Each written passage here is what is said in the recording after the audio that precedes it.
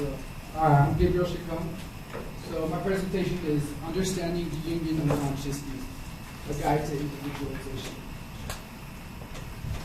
This is Carl Jung's model of the psyche. Oh, sorry. Let me back up a bit. I am presenting Carl Jung's model of the psyche and how you can use this model in order to help you become a more individualized person. I only have enough time to give you guys a glimpse into what Carl Jung's analytical psychology can offer.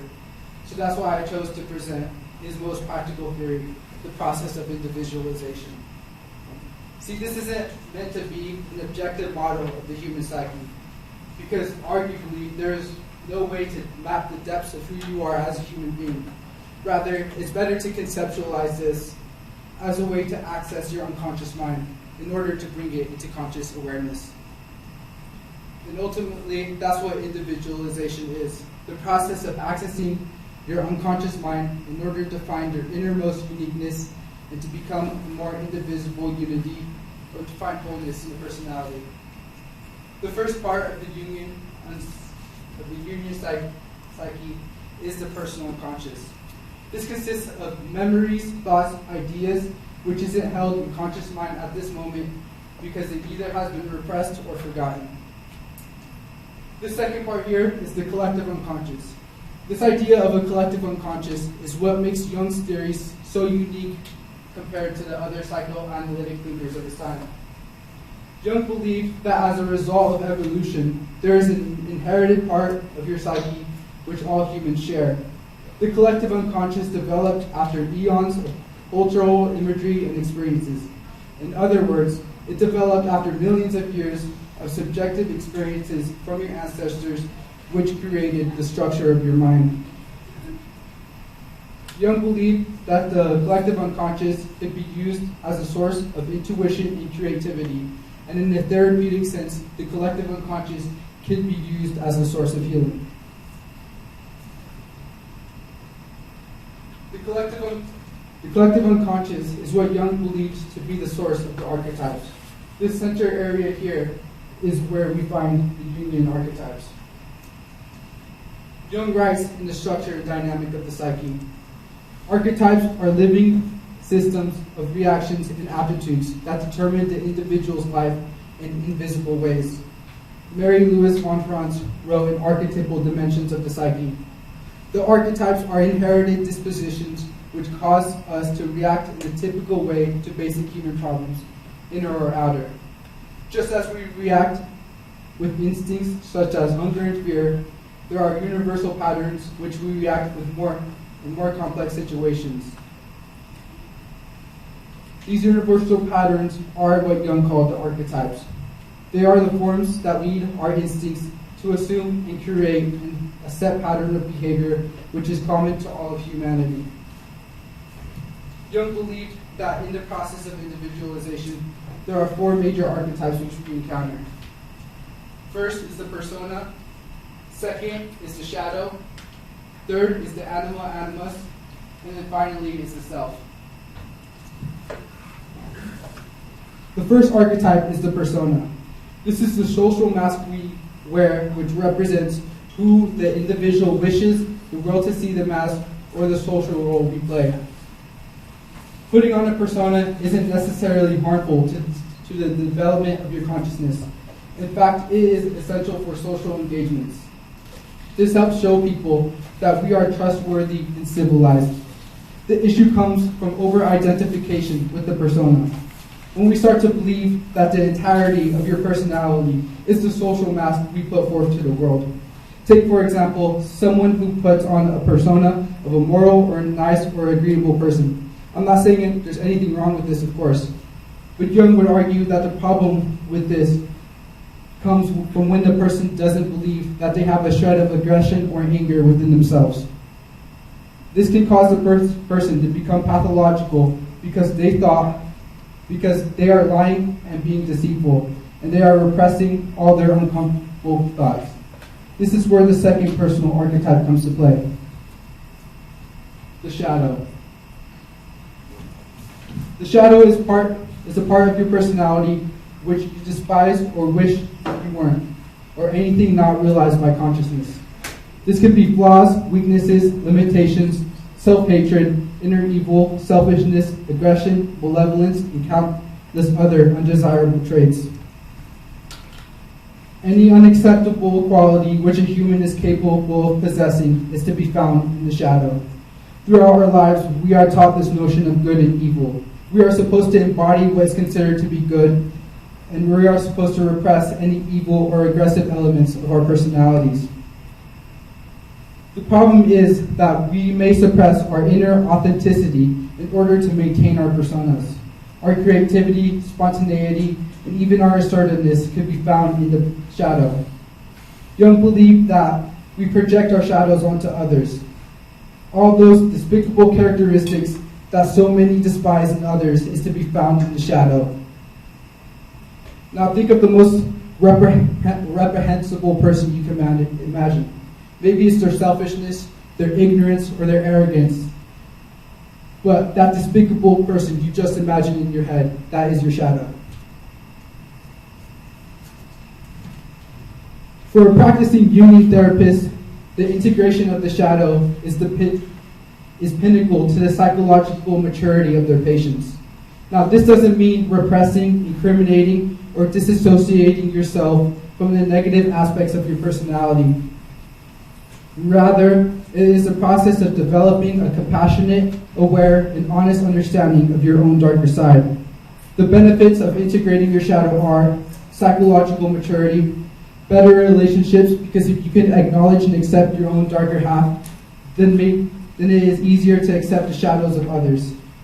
Then assertiveness, because if it's your inner aggression, which we are suppressing, maybe you can channel that inner aggression into assertiveness, giving you the ability to say no, to stand up for yourself, but more importantly, the ability to stand up for others. But most importantly, integrating your shadow can give you better mental health. Coming into terms with your shadow is to stop torturing yourself for your own dark past, your incapabilities, and ultimately accepting your iniquities. If you look deep enough into your own foul motivations, you will be looking into hell itself, and you will find the main controller of hell itself inside your psyche. Jung believed that if you follow what's meaningful and you do it honestly, it'll take you to a place you really don't want to go. But until you go there, you won't be able to climb to the other side. It's the impediment of enlightenment. If you are truly in search of wholeness, authenticity, and uniqueness, you must first look inward into the deepest part of yourself, which by no means is an easy journey to undertake. It takes courage, bravery, but most importantly, humility to face your own darker half. But it is essential if you want to transcend to a superior mode of being. After we encounter the shadow, we encounter what Jung called the anima animus. Jung defined it as the femininity in man and the masculinity in women. But of course, that's a very heteronormative way of viewing the human psyche. So rather than viewing this archetype in terms of sexual orientation, modern Jungians define this as the opposite of the persona. But in order to adequately explain this archetype, I must first explain how Jung came to this conclusion. You see, if our entire identity is predicated on social constructs, there are many virtuous elements in which our personality may lack. Therefore, if a person's whole personality is oriented on being masculine, then they are leaving out all the good qualities which is found in femininity. But I wouldn't limit this archetype to just gender. Rather, it's any virtuous quality that we idolize in other people. Just like the shadow, the anima is projected, but it is projected onto ideal partners. The problem with this ideal projection is that it can often be judgmental, critical, or even shameful towards ourselves for our lack of psychological wholeness. Encountering your inner anima will make you self-conscious. It will make you reconsider your current mode of being, which you used to operate in the world. This is why Jung called the anima the gateway to higher consciousness. Because when we seek to transform ourselves for the better, there's a part inside of you which will respond. And that part is the self. The self is the deepest part of your psyche, which contains your underdeveloped potentials. The self is the driving force behind the process of individualization. The self is what's constantly driving us towards self-improvement. It's the transcendent part of our psyches. Once we fully integrate the unconscious with our consciousness, we achieve the self. But just because we achieve it through individualization doesn't mean we haven't encountered the selves in our lifetime. For example, have any of you ever found yourself in a difficult situation and you needed a solution? And miraculously, you were able to solve the problem? Well, that answer came from the self. Jung believed that the purpose of life was to come to realization with the self, or our highest potential. This is not perfection, but wholeness of the psyche. See, I put a picture of a mandala here and the yin yang because Jung believed that these represents the wholeness of the psyche. Jung believed that everybody is born with a predetermined destiny, which we must fulfill through the self. And now, this idea of conquering your shadow in order to fulfill your predetermined destiny, it's great and all right. But honestly, it seems to me like the sort of idea to come from a spiritual teacher rather than a psychologist. So, is the process of individualization scientific? The short answer to that is not at all. Jung writes in his book Ion, purely biological or scientific standpoint falls short in psychology. It is in the main intellectually only. But Jung defended his claim by arguing that the process of individualization and the tendency of psychic transformation is deeply rooted in humans, which is expressed symbolically through God images and hero's journey. Jung viewed these figures, like Jesus and the Buddha, as the highest state of self which mankind has conceived, the most virtuous of beings to ever live on this earth. See, Jung spent the second half of his life studying symbolism, myths, religion, alchemy, and most famously, the dreams of thousands of people all around the world in search of symbols of psychic transformation. The reason why he was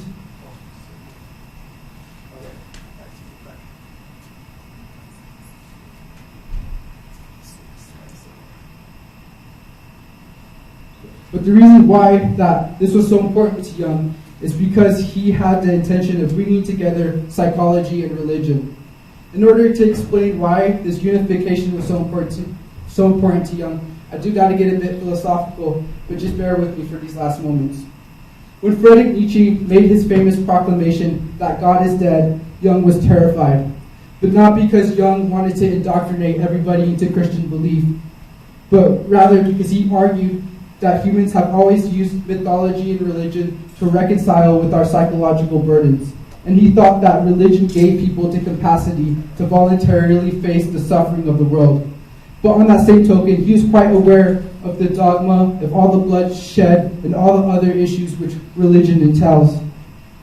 So, when he was attempting to bring together religion and psychology, he was attempting to restore the meaningfulness in people's lives so that they could stand against the difficulty and the suffering which is a strong characteristic of life. Now take, for example, the Marxist axiom that religion is the opiate of the masses. Well, what happens when that opiate doesn't work for us rational, contemporary people anymore? Do all the issues that religion manifests die out with the death of God, or have the gods transformed with new names? Was the problem with religion itself, or was it our inability to reconcile with the good and evilness of our own hearts? These are the sort of issues that Jung was continuously wrestling with. But more importantly, what happens when our myths, culture, and structures of belief on which Western society was built on dies out, and we're left with the nihilistic sense of meaninglessness, the sort of philosophical stance which can seriously depress a person. Jung tried to solve this problem in his analytical psychology, but he knew that psychotherapy was a commodity which most people couldn't afford. So he believed that he can accommodate for psychotherapy and religion was a moral effort by each individual to formulate what they believed is the highest good in which they are capable of and make a serious conscious effort to manifest that highest good into reality. But this isn't a new idea by any means. Rather, It's the idea that's been around for as long as we've been standing upright. It is the hero's journey. Jung believed that the reason humans gravitate towards God images and heroes figures was because they encompass the highest ideal of self. The story of Buddha encountering the world, or of Jesus dying on the cross, and all other stories of heroes who encountered the catastrophes in this world and faced it with bravery and courage. These are stories of people becoming their individualized selves. And the reason why it resonates so well with all of humans is because we have an intrinsic understanding of what it takes to transform the psyche. Although Jungian psychology just may be an old, repackaged myth, but maybe that's exactly what contemporary people need, just a myth. Thank you.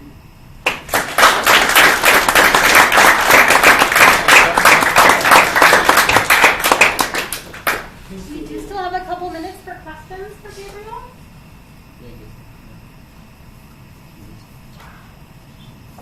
Yes. So when was this theory first developed? So, it developed around 1910. That's why also he was so concerned with the death of God, because he grew up in Switzerland during World War I, during the Great Depression, during World War II. So that's why he was so concerned with the lack of religion or something, or he was so concerned with the mass nihilism of the population because he saw all the catastrophes in the world. What's your personal opinion about individualism and religion? Can you repeat the question? What's your own opinion on Jungian religion and individualism? Can you repeat it so that... Oh, she's asking what is my opinion on individualism and religion. And honestly, I don't know enough about religion to say that this can fulfill our religious void, right?